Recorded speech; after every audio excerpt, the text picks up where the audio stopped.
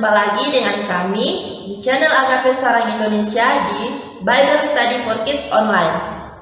Hari ini kita akan belajar bersama-sama cerita firman Tuhan yang tertulis di kitab Hakim-Hakim yang menceritakan kisah atau tentang tokoh perempuan yang bernama Deborah.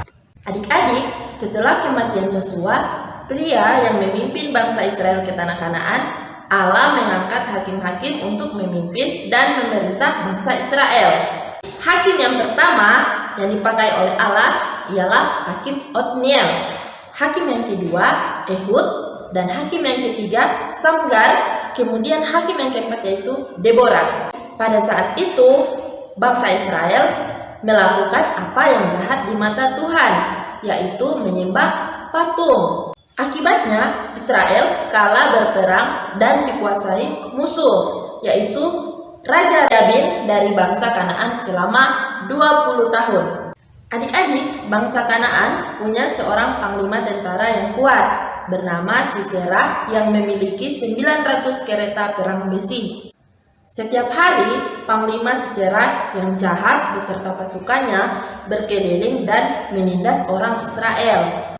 Di Israel ada seorang nabiah perempuan bernama Deborah. Adik-adik tahu kan, Deborah adalah hakim atau pemimpin dari bangsa Israel. Dia merupakan satu-satunya hakim perempuan. Deborah duduk di bawah pohon korma antara Rama dan Betel. Deborah membantu orang-orang Israel yang punya masalah, adik-adik. Suatu hari, bangsa Israel dan Deborah berdoa kepada Tuhan, dan Tuhan berjanji akan membebaskan mereka dari musuh. Kemudian, Deborah memanggil Barak, yaitu panglima tentara Israel, untuk berperang melawan bangsa Kanaan. Lalu, Deborah dan Barak beserta 10.000 tentara Israel pergi ke Gunung Tabor untuk berperang, adik-adik.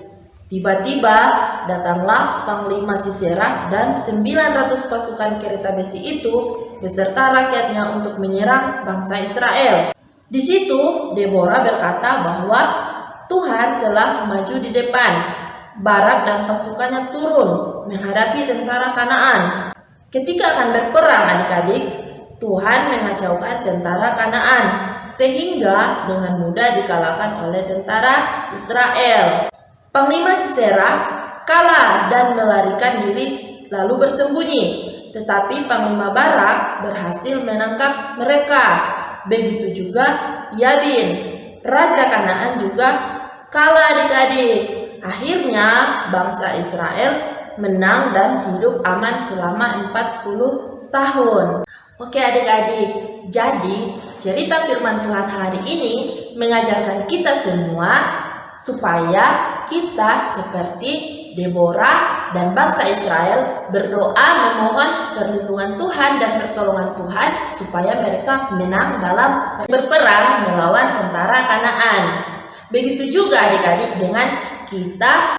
Pada saat kita mengalami kesulitan, kita harus berdoa memohon kepada Tuhan, maka Tuhan senantiasa akan menolong kita semua.